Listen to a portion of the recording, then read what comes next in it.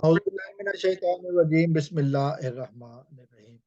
दोस्तों, इस वीडियो में मैं बात करूंगा मरहूम आमिर लियाकत हुसैन की जो तीसरी बीवी है दानिया मलिक अलमारूफ दानिया शाह के हवाले से, और ख़ास तौर पर जो मीडिया रिपोर्ट्स आ रही हैं उसकी ज़मानत की एप्लीकेशन के हवाले से, और जो बातें बुशरा इकबाल साहिबा ने भी की है उस पर भी थोड़ी सी रोशनी डालेंगे।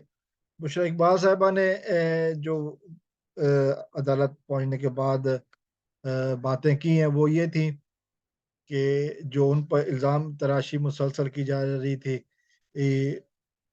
दानिया की माँ की तरफ से, तो उन्होंने भरपूर अंदाज में जवाब दिया। उन्होंने कहा कि वो बच्चों की रिप्रेजेंटेटिव के तौर पर पेश हुई हैं, चूँकि बच्चे यहाँ पर नहीं हैं, मुल्क से बाहर हैं। उन्होंने ये कहा कि जी आमिर लियाकत हुसैन की जो सबसे बड़ी दौलत है वो मेरे पास है, और वो है उनके बच्चे। बाकी रुपए पैसे की उन्होंने कहा कि ना मुझे ज़रूरत थी, और उन्होंने कहा कि जो घर जिसमें आमिर साहब का इंतकाल हुआ वो घर अभी तक सील है, अभी तक वो किसी के एक्सेस में नहीं है। तो ये जो बातें कह रही हैं यकीनन वो अ, हवा में उड़ाने वाली है।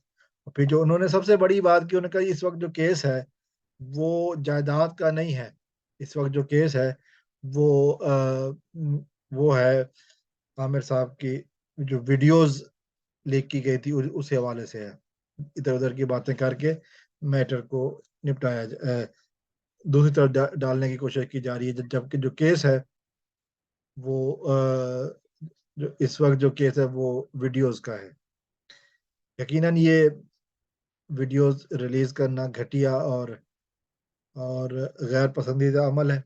यकीनन ये एक बेगैरती वाला अमल है कि अपने कमरे की, अपने बेडरूम की तस्वीरें, वीडियोज़ रिलीज़ की गई।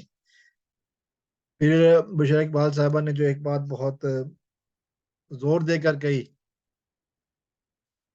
यासिर शामी नामी जो यूट्यूबर हैं, सोशल मीडिया रिपोर्टर हैं, उनको शामिल तफ्तीश किया जाए, और इस बात का अदालत भी हुक्म दे चुकी है कि यासिर शामी का बयान लिया जाए कि वीडियोज़ उसके पास कैसे आई, क्योंकि आमिर लियाकत हुसैन साहब ने भी अपनी कन्वर्सेशन में कहा है कि यासिर शामी उनको ब्लैकमेल कर रहा है।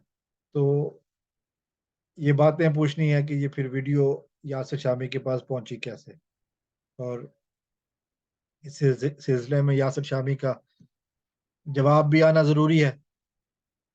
तो यकीनन ये एक ऐसा केस है कि जिस पे हैरानगी हुई बात करते हुए, लेकिन मजबूरी ये है कि इस वक्त ये न्यूज़ में चल रहा है। लेकिन जो सबसे अहम बात है कि ऐसा केस क्या बनता है, क्या क्या ऐसा काम सही है माशरे में, इस तरह की वीडियोस लीक करना सही है? अपने शौहर के हवाले से इस तरह की लीक करना सही है?